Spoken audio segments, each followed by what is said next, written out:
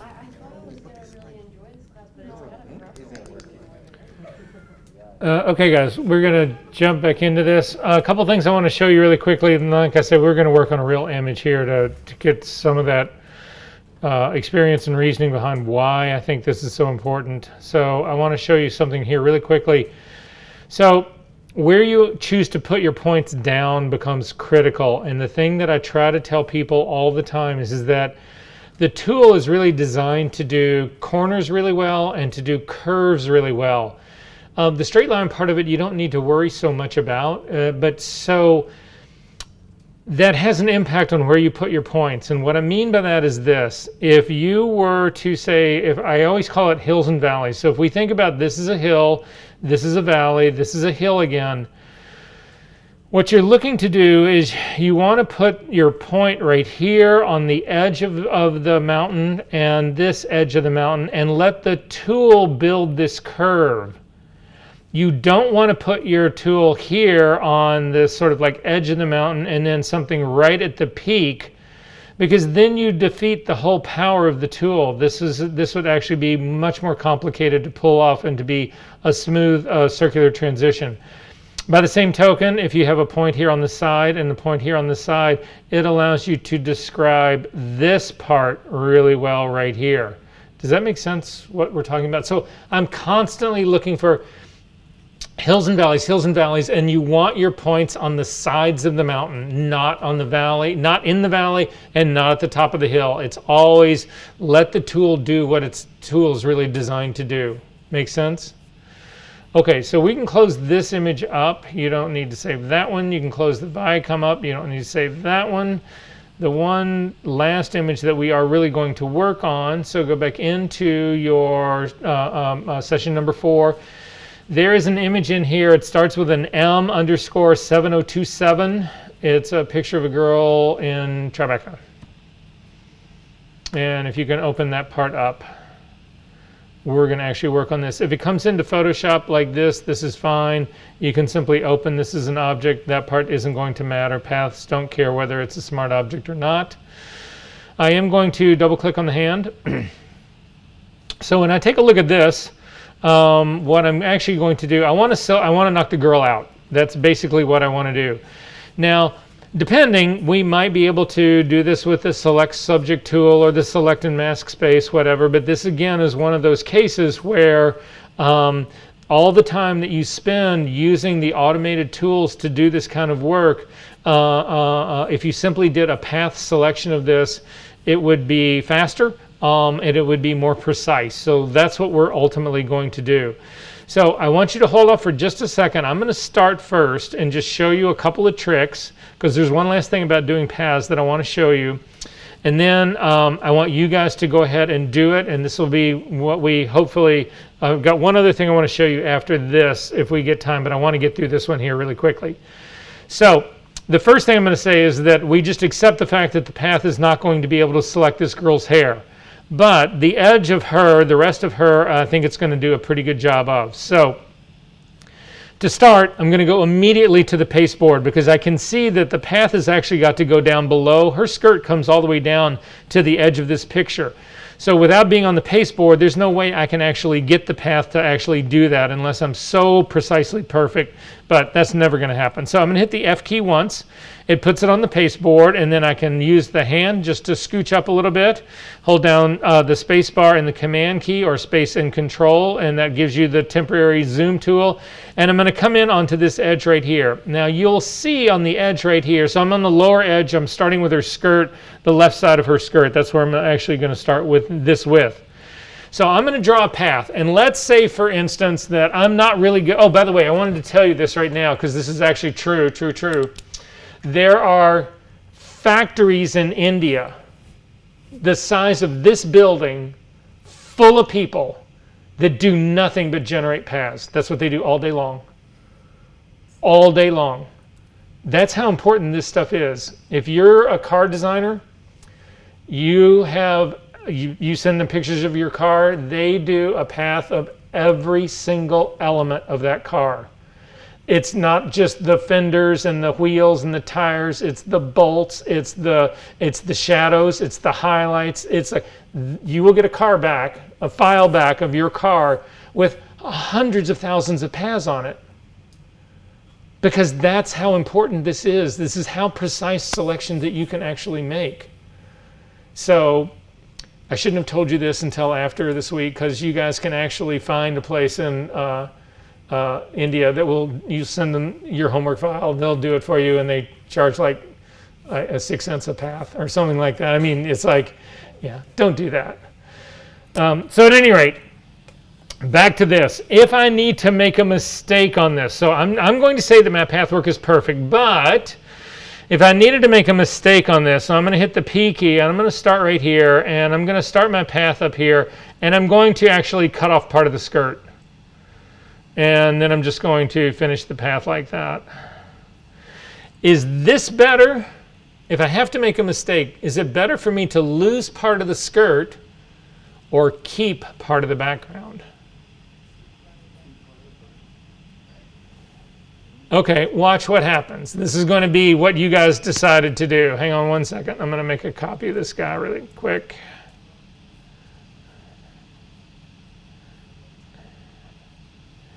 Okay, so I'm going to load my path number 1 as a selection. And I'm going to go back to my layers palette. And let me just make this editable. Oh, no, actually, do it right on this.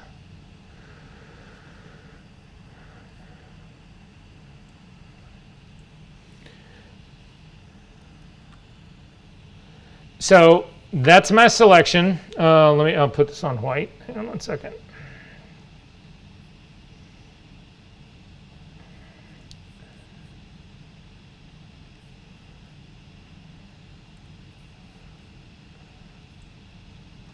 Okay, so, and this was the case, whatever. So I am actually losing part of the skirt and putting on a white background. Can you tell?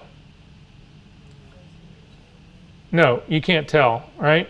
So I'm going to get rid of that guy. And this time, I am going to do the path again, but this time I'm actually going to keep part of the background.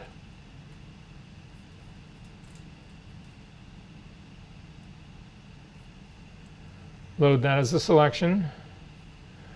Layer mask. Invert that. Which of these is better?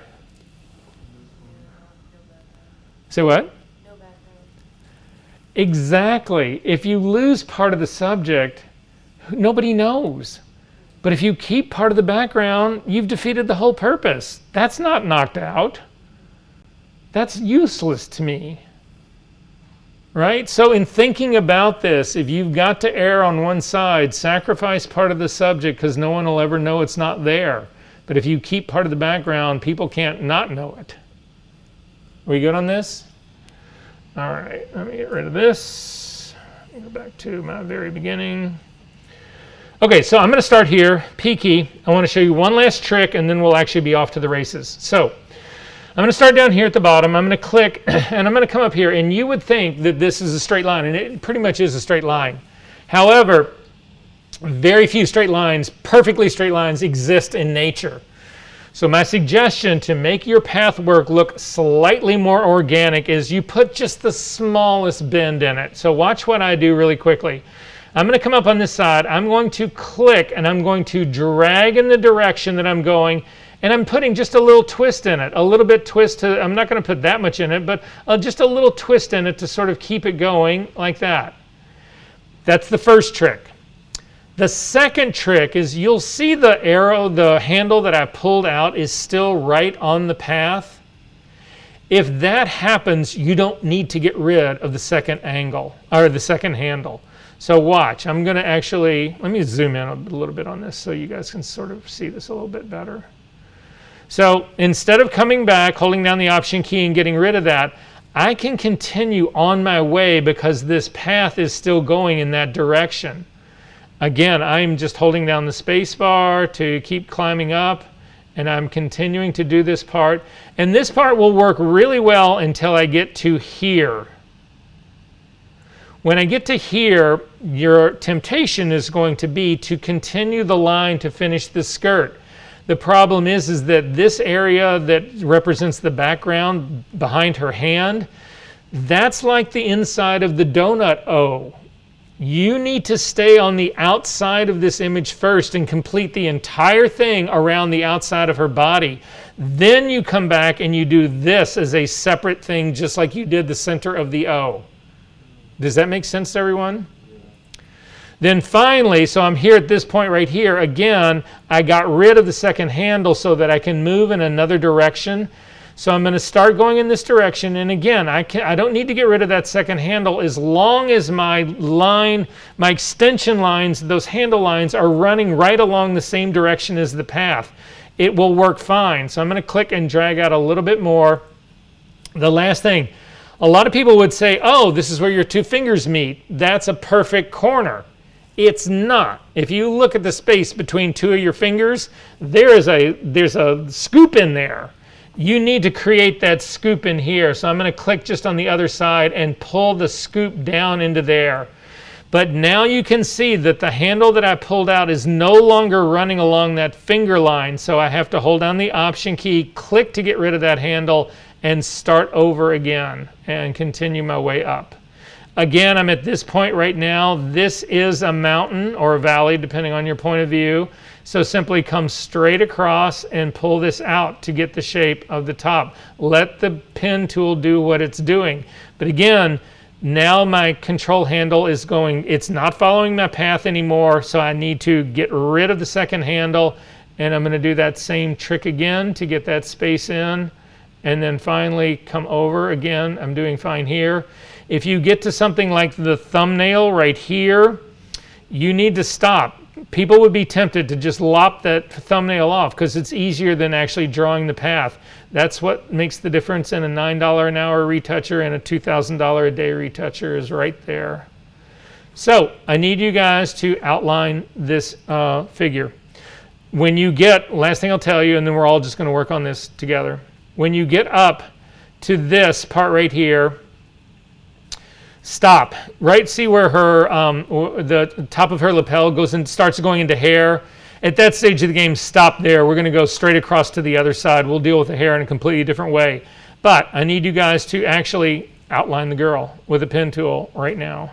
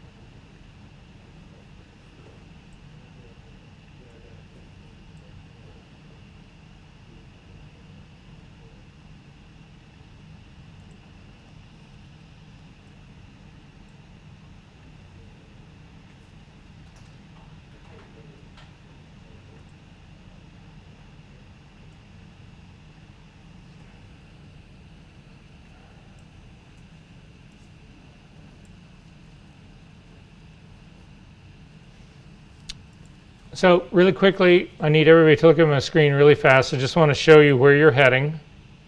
So I've reached up and I've gotten to the point where, again, this is going, the hair part is starting to actually touch the figure. So at this stage of the game, take your pen tool and come all the way over to the other collar where, again, where the hair is just meeting the other collar, and start your outline there. Again, you're basically ignoring the top of her head.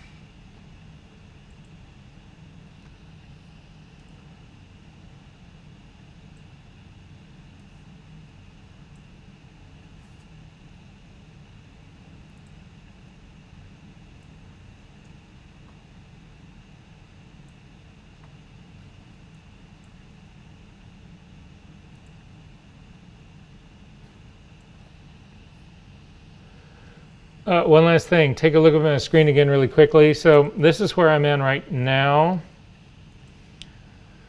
So I'm on the far other side, and you can see I've got pasteboard on the outside of this. So again, this is what I was just saying to you. You don't have to hit this spot right here. You can actually come all the way out onto the pasteboard and still do your path out here. Once I get this part done out here, I want to attack the bottom part of this sleeve coming up from the bottom.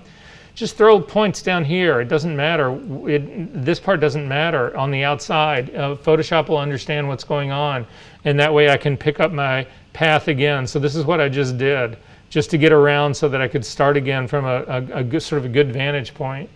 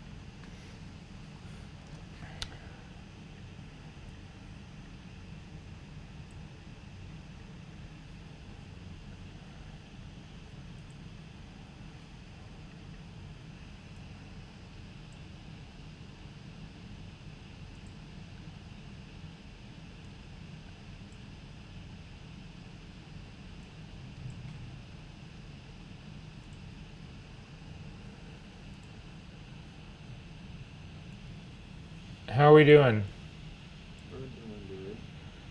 Do you have at least the left side of her done? Yes? No? Okay, if you have the left side of her done, that's enough. Just go all the way over to the other side and just lay down points. We're not going to make that part. You'll get at least the idea of how well your selection part works. Are we good on that? Okay, so again, I'm going to go to my path palette right now. I just need you to finish out your path so you've got a complete one. As long as you've got one side, you'll see the quality of the edge that you'll get. Oh, and I forgot, I need to go in and get that little piece out that's right by her hand, the background part. Make sure my work path is still selected and just take care of that little guy right there.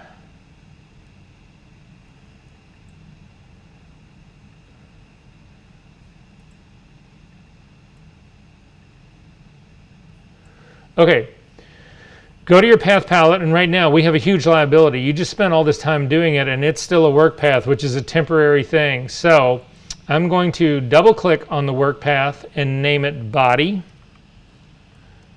and say okay to that. And then is everybody with me on this? I don't want to get too far ahead of you guys. So either stop me or nod your head or say something. We good? Okay. So I've named my path body. I'm going to load this as a selection right now. So again, command click will load this as a selection. You get the marching ants. I'm going to save this selection. I want to be able to work with this over in my channels palette. So I need to save it as an alpha channel. So typically I would come up and do select menu and come down to save selection, which I'm going to do. And I'm going to call it body sharp. And say okay. I've still got marching ants going, and this is the thing about the pen tool. The pen tool is so precise, it's going to look like you went in there with an X-Acto knife and you actually cut this out. You'll notice that the edge of this figure is soft. Most photographs do have a softness. They don't look like there's somebody who's just been cut out completely. So the better selection to save is one that is slightly softened. To do that, come up to the select menu, down to modify, down to feather. And I'm going to put in a 1 pixel feather on this. It's hard to say really how much feathering that you want to put onto this, but I'm going to guess a 1 pixel. I usually am somewhere between a really high-res image might be 2 pixels, a really low-res image might be half a pixel, but I'm going to say 1 pixel is okay for this. It'll just put a little bit of softening on that, and I'm going to save this selection as well up to, again, the select menu down to save selection, and I'm going to call this body soft.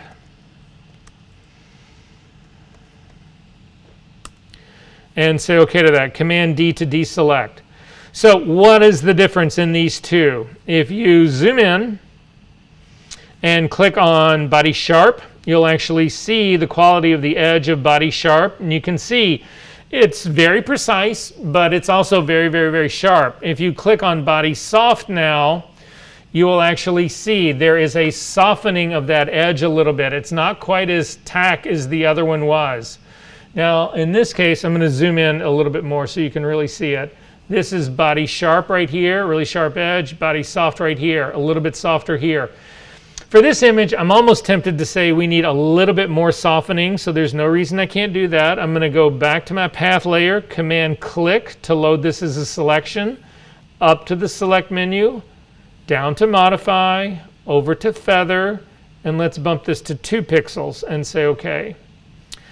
Again, I'm going to save that selection, and I'll go save selection, and I'll call it body softest.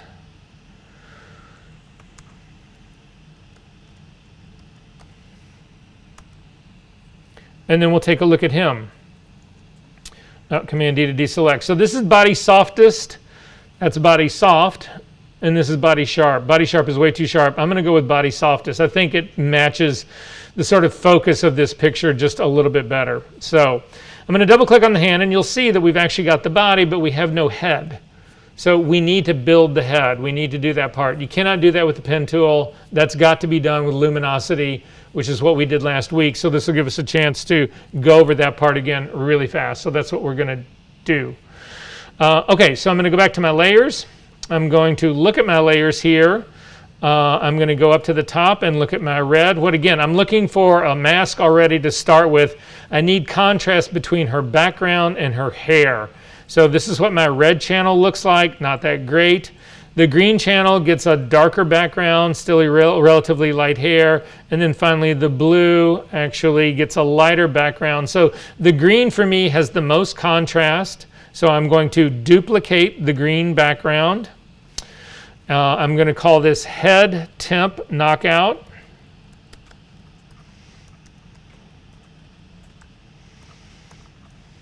And say OK to that. I'm going to zoom in to the side of her head now. And I'm going to pick my points to actually drop down. So I can see that there is sort of this edge of her hair is actually pretty good. I don't care about the inside part. I really just care about the edge part of her hair. And I'm looking around that. All of this seems relatively good to me. So I'm going to pick a point on the edge. I'm going to come out here. I'm not going to go something that's this dark on the inside. I'm going to pick a spot that's roughly right in this area right here. So something that's right in this little bit of gray right here. I'm going to go after that guy. So color sampler tool, drop it down on here. Let me see really quickly and make sure that this is.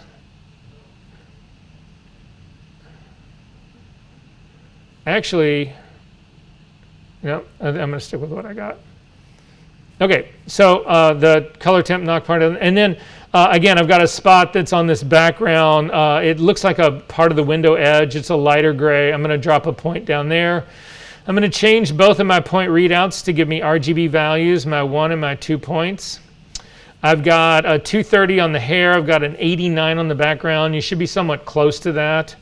I'm going to hit Command L to bring up the levels dialog box.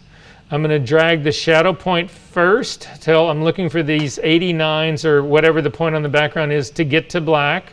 So again, I'm going to drag my black point slider. I'm waiting for it to get close to 0. I'm going to stop at 4, go to my arrow keys and tap them in until I just get to 0. I'm going to grab my white point and go in the opposite direction, just trying to get my the first point that I put down close to 255. I'm stopping at 248, going to my arrow keys to tap that in slowly. Get that off there so you can see it.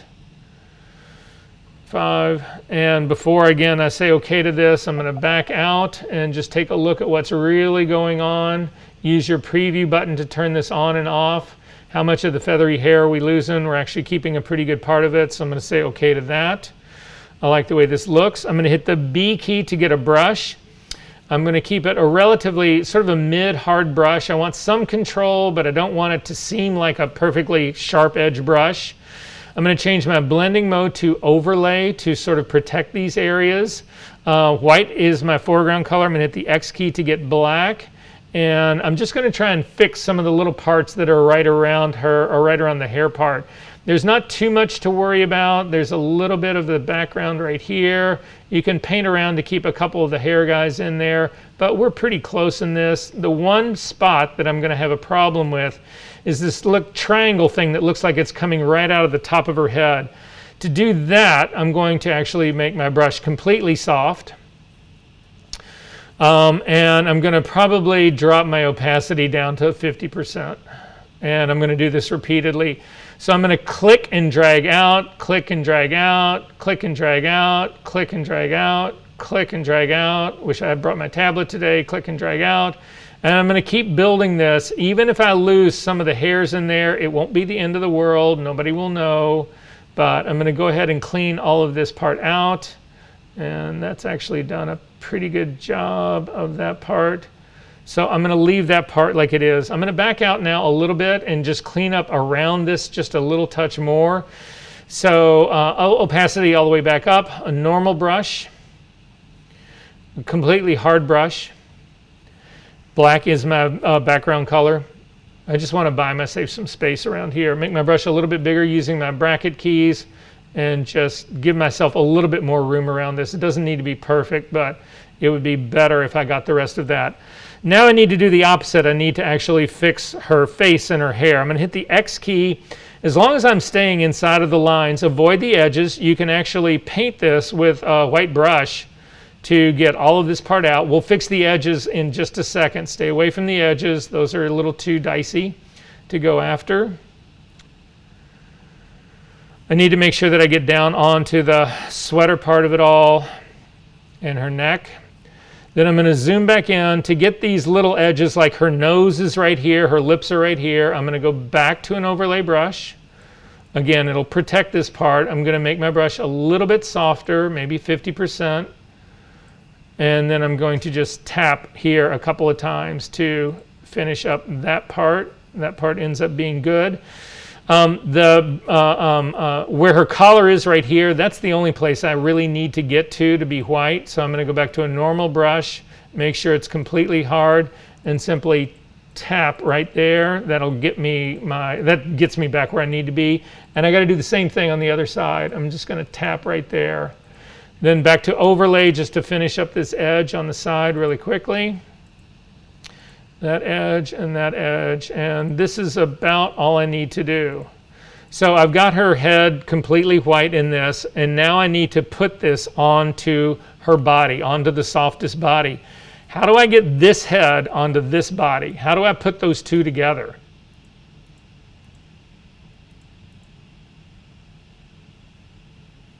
Anyone? If I load this head as a selection and I paint with it, what's going to happen in the areas where it's white? It will be revealed and painted. So here, I'm going to command click on my head to load it as a selection.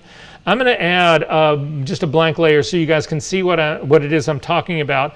Black is my foreground color. I'm going to hit the B key to get a brush. Make sure it's a normal brush. 100% opacity, 100% flow, and make it a little bit larger here. And look, as I start to paint on her head, the selection is controlling where I can actually do it. So if I hit Command D, you can see it paints in that line really well. So again, I'm going to leverage that. I just wanted to, the only reason I put this layer on here was to show you guys what happens. I'm going to get rid of this. I'm going to come back and I'm going to load the head as a selection again. Command click loads it. Then I'm going to go to my body softest. White is my foreground color. I'm simply going to then paint her head in on top of the body. And Command D to deselect, and I'm done. Yes. Let me go back. Okay.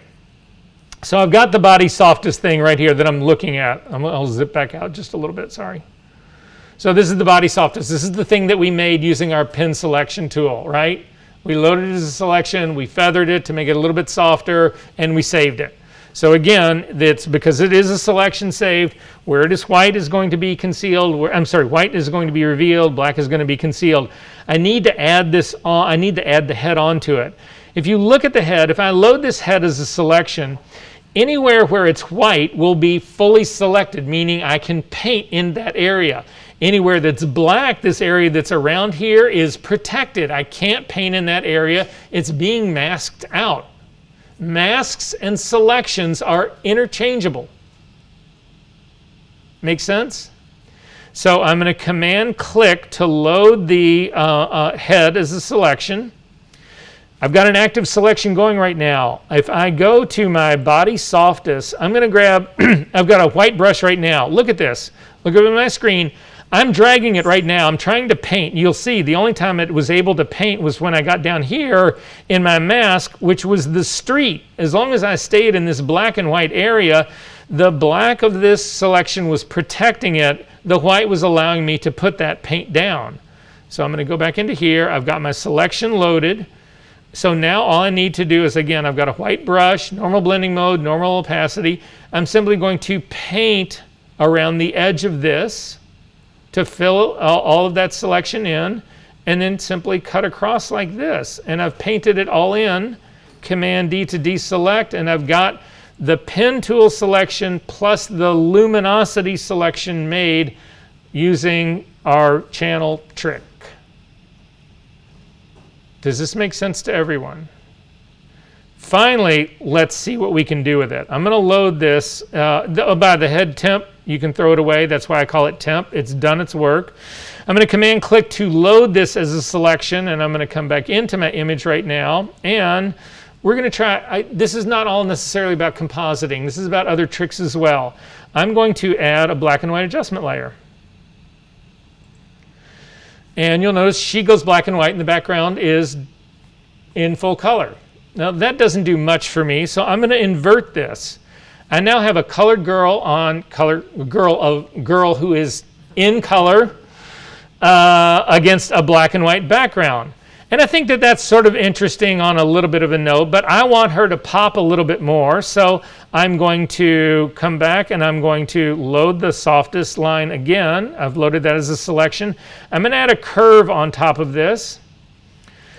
And again, on the curve part now, it's affecting the girl. I don't want to affect the girl. I want it to affect the background. So I'm going to hit Command-I to invert it.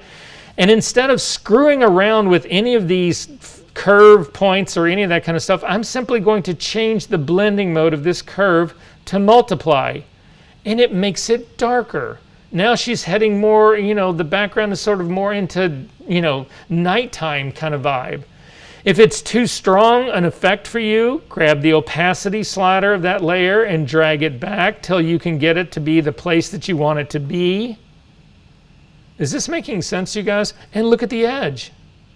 Look at the fucking edge of this. Are you kidding me?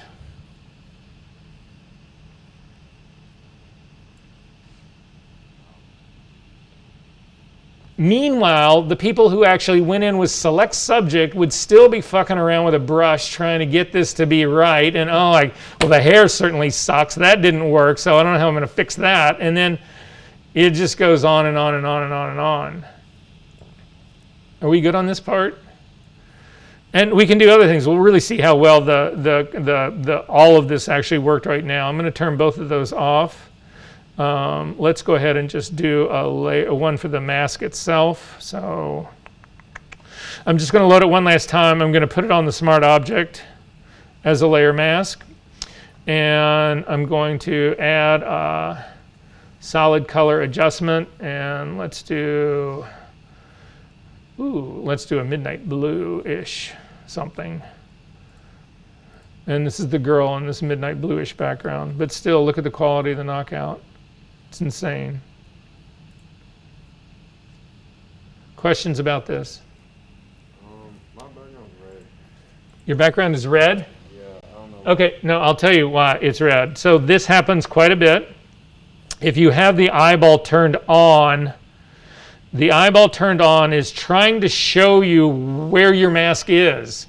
And so anything in your mask that is black is shown as red because it allows you to then go in and change it. So for instance, on this softest layer, I could hit a brush and go in and I'm going to make white my foreground color and paint to reveal something, and the red part goes away. But if you just turn the eyeball off, it still works, but it's there.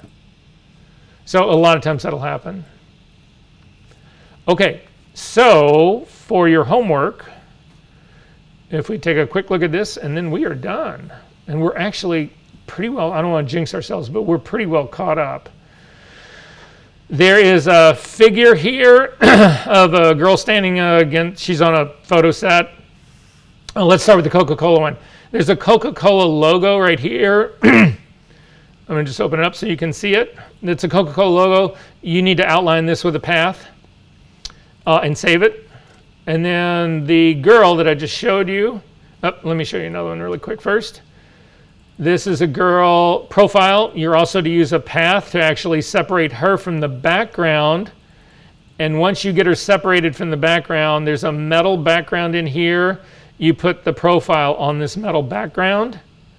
And then finally, the last one is this girl right here. You outline her and all of this thing that she's wearing with a pen, with a path tool, and you put her also on a metal background. It's pretty obvious. When you read the instructions, you'll see. Are we good on this part? How'd you guys do on Sunny? Medium, not too bad, somewhat. Has everybody turned Sunny in, by the way?